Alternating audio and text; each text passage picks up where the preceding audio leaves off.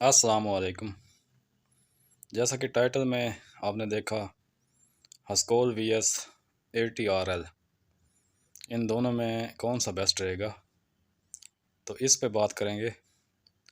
सबसे पहले ATRL के बारे में बात कर लेते हैं, यानी अटक रिफाइनरी। ये इसका सामने चार्ट भी आ रहा है। तो इसका आज का रेट 147 रुपये यानी 150 रुपये के आसपास चल रहा है। इसका जो सबसे हाई रेट था 4 साल पहले, वो 5 साल पहले 400 रुपये के करीब था, बल्कि 400 पे से भी ज़्यादा था, 460 रुपये के करीब। उसके बाद मार्केटों में गिरावट आती गई 2017 के बाद। जो लोग पहले से काम कर रहे हैं वो जानते हैं ये सारा सीन 2018-19 में क्या हुआ था। 2019 के एंड पे यानी अगस्त के महीने में मार्केट 27,000 पे पहुँच गई KSE 100 इंडेक्स, और ये स्टॉक भी 70 रुपये तक आ पहुँचा। ये चार्ट में भी दिख रहा है, यानी इसका जो लो है वो 70 रुपये और हाई जो है वो 400 से अबव है ATRL का। उसके बाद 2020 के कोरोना के दिनों में भी, जब शुरू में कोरोना आया था मार्च अप्रैल के महीने में भी, ये दोबारा पहले बुलंद हुआ था, लेकिन गिर के 70 रुपये पे आ पहुंचा था। अच्छा, उसके बाद आहिस्ता आहिस्ता इसमें तेज़ी आती शुरू हो गई, और ये 150 रुपये भी क्रॉस कर गया, क्योंकि मार्च 2020 के बाद मार्केट जो है लगातार तेज़ी की तरफ बढ़ती रही। 1.25 साल 1.5 साल तेज़ी आई, तो ये स्टॉक भी अच्छा खासा बुलंद हुआ। मगर आजकल ये इस रेट पे है, और यहीं से इसमें अब थोड़ी सी गिरावट करेक्शनों की वजह से बाकी रह गई है। करेक्शनों यानी मार्केट में आप देखते हैं रोज़ाना करेक्शन आ रही होती है, रोज़ाना छोटी छोटी गिरावटें चल रही होती हैं। इस वजह से इस स्टॉक में भी 10 से 20 रुपये की गिरावट बाकी है, वरना ये अब तेज़ी की तरफ जो है, इसका अगले 2 साल अगर लॉन्ग टर्म के लिए आप बैठेंगे तो अगले 2 साल में आप इसको बहुत ज़्यादा तेज़ी की तरफ ही देखेंगे। 300 भी क्रॉस कर सकते हैं, हत्ता कि दोबारा 400 वाला लेवल भी क्रॉस कर सकता है। लेकिन शॉर्ट टर्म के लिए ये इसमें यही चाल आनी है, 5 रुपये की, 10 रुपये की, 20 रुपये की, अप एंड डाउन चलते रहेंगे। तो नवंबर के महीने के बाद से इसमें तेज़ी आना शुरू हो जानी है, और इसको हम रिकमेंड करेंगे कि आप अपने पोर्टफोलियो का 25% जो है ATRL ख़रीद सकते हैं। तो अब बात कर लेते हैं हस्कोल की। ये हस्कोल का हालिया जो चार्ट है ये दिख रहा है आपको। ये एक महीना पहले 4 रुपये पे ट्रेड कर रहा था, यानी डाउन होते होते 4 पे। तो उसके बाद अचानक ही इसमें तेज़ी की एक लहर आई, मार्केट में भी तेज़ी की लहर आई, जिस वजह से हस्कोल भी 4 रुपये से बुलंद होके 7 साढ़े 7 रुपये को इसने टच किया था, 7.5 को। और आजकल ये ट्रेड कर रहा है, यानी आज डेट है 1 अक्टूबर 2022। आज की डेट में ये 6.30 पे ट्रेड कर रहा है। अभी कुछ दिनों तक इसमें मामूली से उतार चढ़ाव आते रहेंगे, और इसका जो है ओवरऑल ट्रेंड वो तेज़ी की तरफ ही जाएगा। ओवरऑल से मुराद लंबे अरसे का ट्रेंड देखा जाए तो वो काफ़ी ज़्यादा जो है तेज़ी की तरफ जाएगा। मैंने पहले भी हस्कोल की काफ़ी वीडियोस बनाई हैं। एक तो जिसने हस्कोल ख़रीदा हुआ है वो सबका जो वीडियोस बनाई हैं, 3 से 4 वीडियोस लाजमी देखें, उसको सारा कंफर्म हो जाना है। तो एक बार फिर से भी चले दोहरा देता हूँ कि जिनके रेट हैं 12 रुपये, 10 रुपये, 20 रुपये, 18 रुपये, इन रेटों में ख़रीदा हुआ है, होल्ड करके बैठे हैं, उनके रेट वापस आ जाएंगे। और जिनको मैंने कहा था कि वो छुट्टी कर जाएं, बल्कि उनकी छुट्टी हो गई होगी आपकी, वो पुराने हैं, वो जिन्होंने 400 का ख़रीदा होगा, 300 का, 200, 250, 150 वाले, उनकी छुट्टी हो गई, या 50 वाले की भी अब तक शायद रुखसत हो चुका होगा। अच्छा खैर, बात कर रहे हैं हस्कोल की। तो हस्कोल में भी आइंदा जो है लंबे अरसे का ट्रेंड देखा जाए तो वो तेज़ी की तरफ ही है। तो इसका भी आप हस्कोल का भी 25% स्टॉक जो है ख़रीद सकते हैं। यानी 25% से मुराद, अगर किसी के पास टोटल 1 लाख हैं और वो चाहता है कि किस में इन्वेस्ट करूं, तो लाजमी नहीं है कि वो 1 ही लाख पूरा ही हस्कोल में लगा दे, या 1 लाख पूरा ही ATRL यानी अटक रिफाइनरी में लगा दे, बल्कि उसको चाहिए कि 25,000 का हस्कोल ख़रीद ले, 25,000 का जो है ATRL ख़रीद ले। बाकी जो 50 है वो अपनी मर्ज़ी से कोई भी स्टॉक ख़रीद सकता है, या वेट कर सकता है, या जैसे उसकी मर्ज़ी। तो आने वाले वक्तों में इन दोनों में जिसमें भी तेज़ी आए, बात करें स्कूल में दोबारा तेज़ी आ गई है 40% की।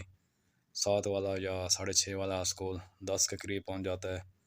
तो उसको चाहिए कि वो 10 के हिसाब के रेट पे बेच दे और उन्हीं पैसों से किसी और स्टॉक में इन्वेस्ट कर दे, वो भी 2 हिस्सों में। तो इस तरह की स्ट्रेटजी जो है, प्लानिंग जो है वो कामयाब रहेगी। इसी तरह ATRL के बारे में भी यही रहा है कि 70 रुपये इसका है लो रेट ATR का, ATRL अटक रिफाइनरी का। 70 रुपये रेट उस वक्त आया था जब मार्केट क्रैश होकर बिल्कुल ही फ्लोर लेवल पे चली गई थी। यानी कि KSE 100 इंडेक्स जो है क्रैश होकर 27,000 पे 27,000 के लेवल पे पहुंच गया था। तो इसी वजह से ATRL भी 70 रुपये पे पहुंच गया था। मजबूरी थी, मार्केट के हिसाब से चलना पड़ता है, वरना ये एक अच्छा स्टॉक है। ये 250-250 300 तक पहुंच जाता है।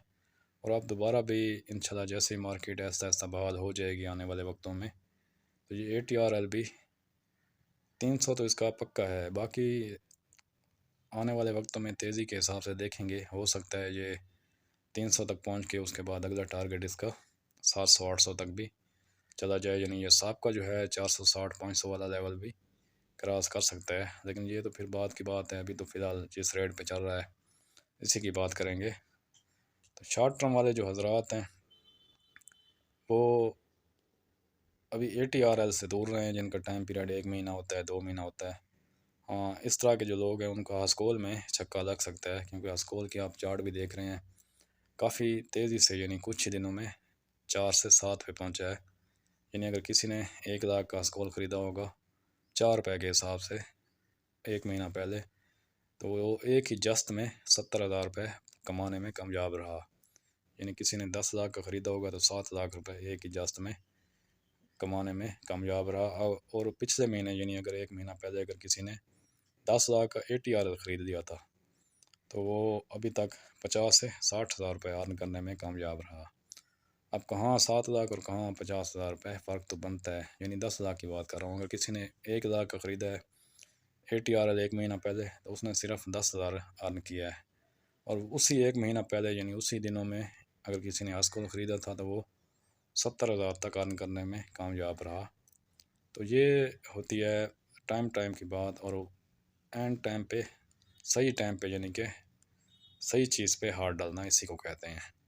तो ATRL जो शेयर है ये धीरे धीरे आगे बढ़ता है, यानी कि इसमें इसको ख़रीद लेने से भी कोई हर्ज नहीं है। धीरे धीरे से मुराद 5 रुपये एक दिन में के हिसाब से आगे बढ़ता रहेगा। कभी 10-12 दिन रुक जाएगा, कभी 2-4 की गिरावट भी आ जाएगी, फिर कभी इसमें तेज़ी की लहर से काफ़ी ज़्यादा नज़र आएगी। यानी ऐसा ऐसा बढ़ते बढ़ते अपने हदफ की तरफ जाता है। डबल से भी ज़्यादा आइंदा इंशाल्लाह आने वाले वक्तों में होगा।